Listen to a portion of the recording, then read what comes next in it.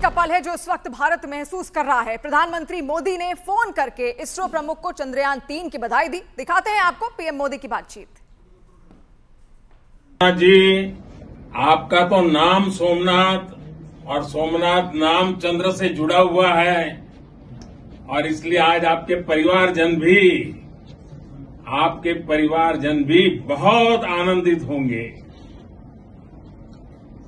मेरी तरफ से आपको, आपकी पूरी टीम को बहुत बहुत बधाई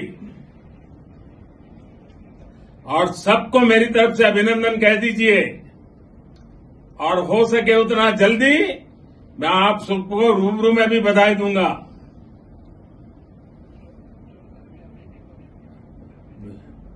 बहुत बहुत शुभकामनाएं और बहुत बहुत बधाई। और चंद्रयान 3 के सफल लैंडिंग पर गृहमंत्री अमित शाह ने कहा है कि हम सब के लिए गौरव का दिन है। आज हम सब के लिए गौरव का दिन है। आज चंद्रयान 3 तय किए हुए समय पर, तय की हुई जगह पर सफलता के साथ चंद्रमा की सतह पर उतरा है। मैं इस मौके पर सबसे पहले तो देश के सभी 140 करोड़ लोगों को बहुत बहुत मन से बधाई देना चाहता हूं कि आज़ादी के अमृतकाल में हमारे देश को अंतरिक्ष के क्षेत्र में एक बहुत बड़ी सफलता मिली है। और चांद पर सॉफ्ट लैंडिंग करके भारत चंद्रमा के साउथ पोल पर पहुंचने वाला पहला देश बन चुका है। 2 दिन पहले 21 अगस्त को रूस की लूना 25 मिशन ने यहां लैंड करने की कोशिश की थी, लेकिन फेल हो गया। अमेरिका और चीन ने भी चांद पर अंतरिक्ष यान उतारने के लिए एडवांस मिशन शुरू कर दिए और इस रेस में स्पेसएक्स जैसी कुछ प्राइवेट कंपनियां भी हैं। आखिर चांद पर ऐसा क्या है कि सब खोजने में लगे हैं? चांद पर पहुंचने की इस रेस के पीछे असली मकसद क्या है?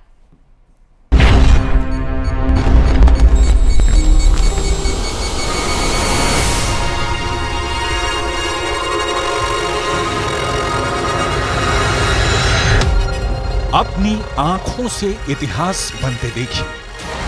लैंडर मॉड्यूल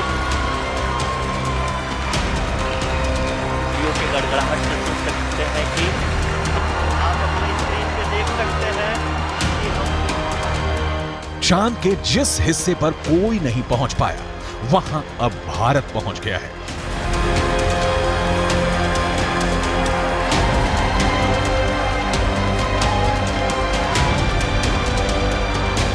चांद के जिस टुकड़े को अभी तक किसी ने नहीं देखा, उसे इसरो ने दुनिया को साक्षात दिखा दिया है।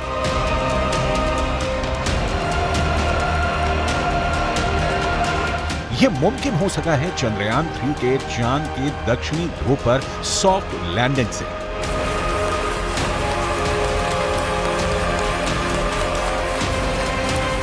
चंदा मामा बहुत दूर के हैं, अब एक दिन वो भी आएगा जब बच्चे कहा करेंगे चंदा मामा बस एक टूर के हैं।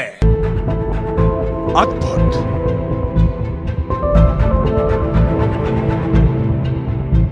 अविश्वसनीय,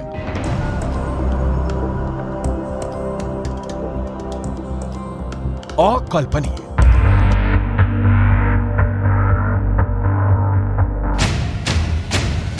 चांद के दक्षिणी ध्रुव पर सॉफ्ट लैंडिंग करने वाला भारत दुनिया का पहला देश बन गया है। चंद्रमा के दक्षिणी ध्रुव पर भारत की अमिट छाप छोड़कर भारत का चंद्रयान 3 ने वर्ल्ड रिकॉर्ड बना दिया है। चांद के दक्षिणी ध्रुव पर उतरकर उसके दीदार करने का सपना ऐसे तो दुनिया के सभी बड़े बड़े देश देख रहे थे, लेकिन जीत का सेहरा भारत के सिर सजा है। भारत चंद्रमा के उस दक्षिणी ध्रुव पर पहुंचा है जहां आज तक दुनिया का कोई भी देश नहीं पहुंच सका। अब आज के बाद से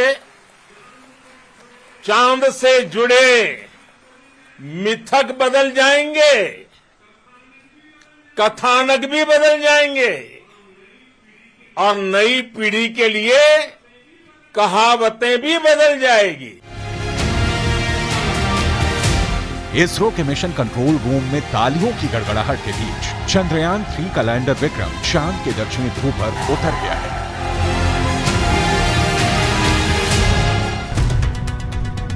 इसरो के मुताबिक चंद्रयान 3 के 3 अहम मकसद हैं। पहला, विक्रम लैंडर की चांद की दक्षिणी सतह पर सुरक्षित और सॉफ्ट लैंडिंग। दूसरा, प्रज्ञान रोवर को चांद की सतह पर चलाकर दिखाना। तीसरा, वैज्ञानिक परीक्षण करना।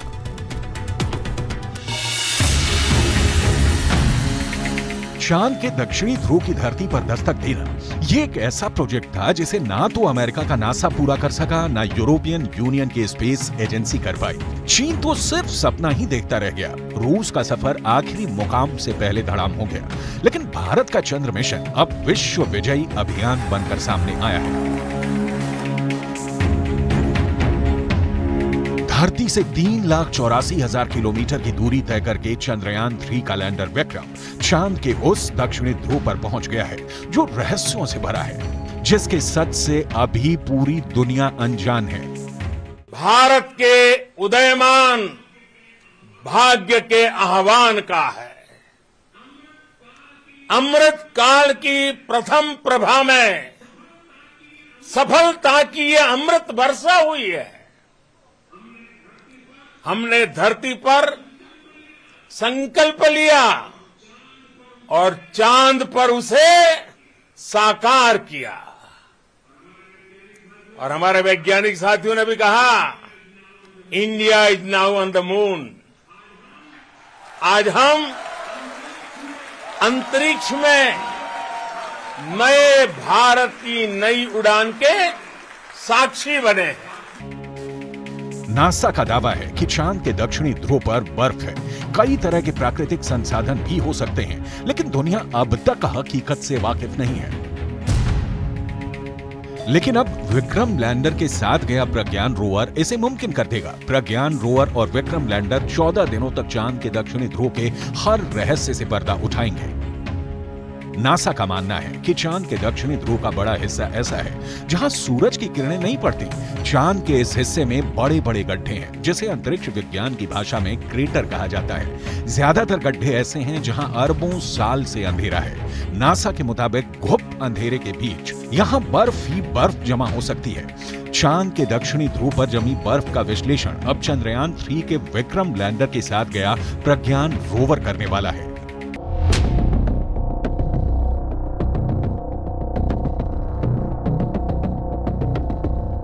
प्रज्ञान रोवर APXS से लैस है। APXS यानी alpha particle X ray spectrometer. APXS चंद्रमा की सतह की मौलिक संरचना की जानकारी जुटाएगा। यह चांद की सतह पर केमिकल और मिनरल का अध्ययन करेगा। वो चंद्रमा के दक्षिणी ध्रुव की सतह की रासायनिक संरचना का पता लगाएगा।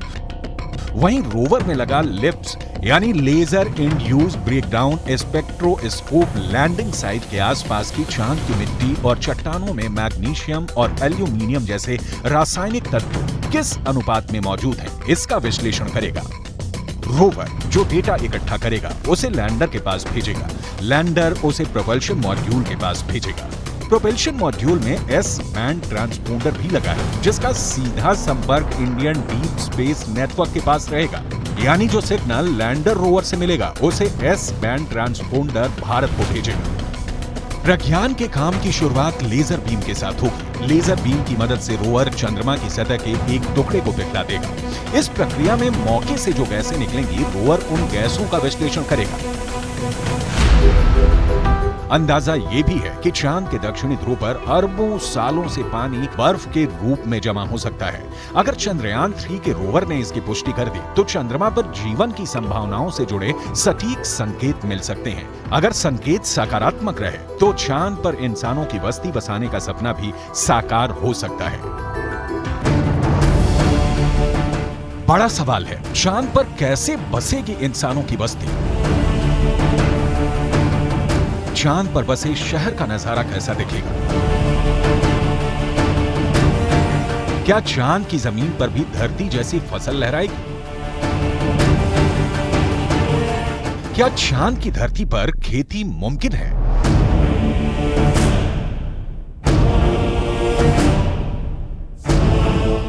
विज्ञान कहता है कि चांद पर अभी इंसानों के रहने लायक वातावरण नहीं है, लेकिन नासा का कहना है कि आने वाले वक्त में चंद्रमा की धरती को रहने लायक बनाया जा सकता है। लेकिन दावे के मुताबिक चांद पर बसने वाली बस्ती नहीं होगी सस्ती। अंतरिक्ष में चंद्रमा धरती का सबसे करीबी पड़ोसी पिंड है। पिछले 6 दशकों में इंसानों ने 100 से भी अधिक मून मिशन को अंजाम दिया है। सभी मिशन को कामयाबी नहीं मिली, लेकिन इन मिशन ने चांद को सबसे ज्यादा खोजा जाने वाला स्थान बना दिया और अब चंद्रमा पर जीवन की संभावनाओं की तलाश हो रही है।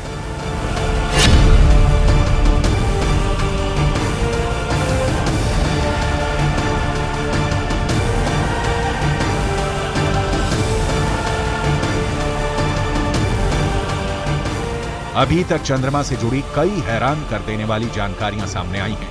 दावा किया जाता है कि चंद्रमा की मिट्टी में कई तरह के खनिज हैं। चांद की सतह पर पानी होने के भी सबूत मिल चुके हैं। वैज्ञानिकों का मानना है कि चांद पर जीवन के सबूत भी मिल सकते हैं। संभावना जताई जा रही है कि भविष्य में चंद्रमा पर मानव बस्ती बसाने का सपना पूरा हो सकता है, लेकिन यह काम इतना भी आसान नहीं है। चंद्रमा पर इंसान के कदम भले ही साल 1969 में पड़ गए हों,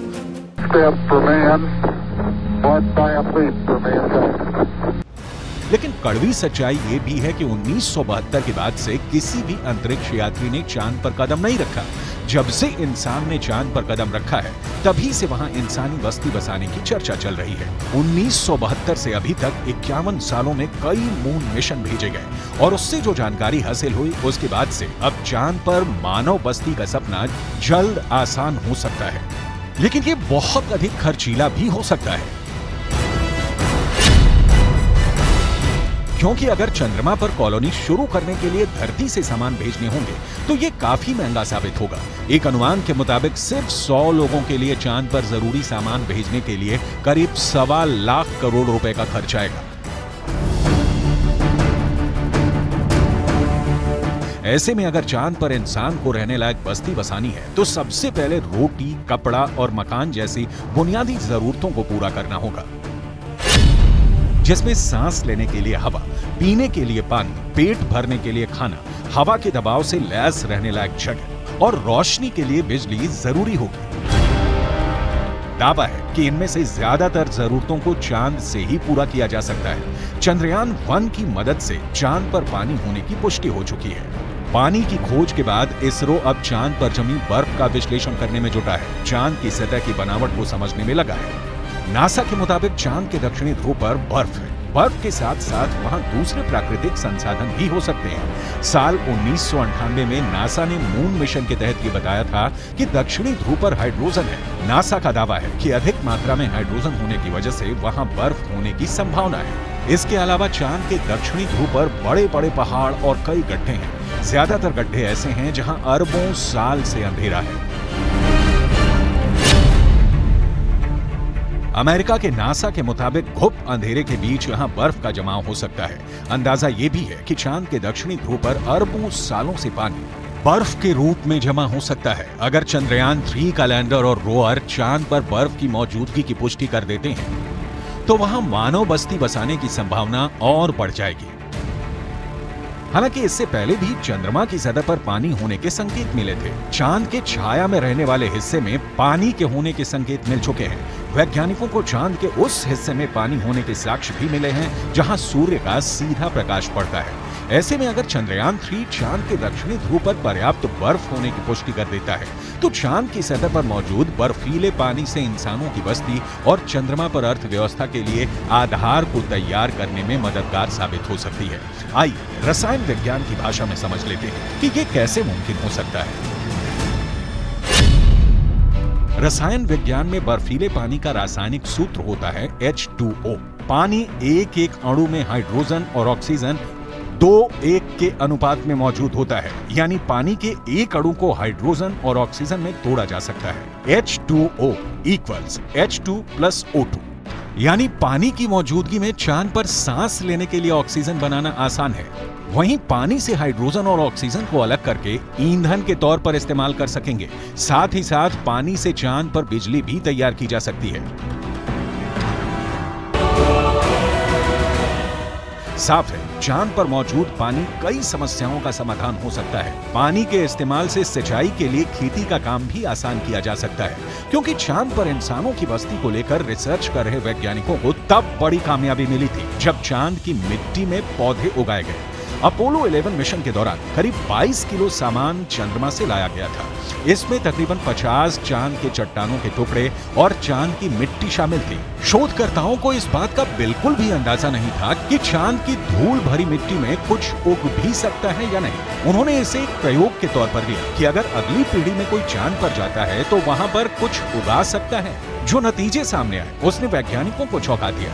ऐसे में अगर चांद के दक्षिणी ध्रुव पर पर्याप्त मात्रा में पानी नहीं मिलता तो चांद पर बस्ती बसाने का सपना अधर में लटक सकता है। यानी चांद पर सस्ती बस्ती बसाने में चंद्रयान 3 बहुत बड़ा रोल निभाने वाला है, जिसकी शुरुआत चंद्रमा के दक्षिणी ध्रुव पर भारत के धमाकेदार दस्तक के साथ हो चुकी है।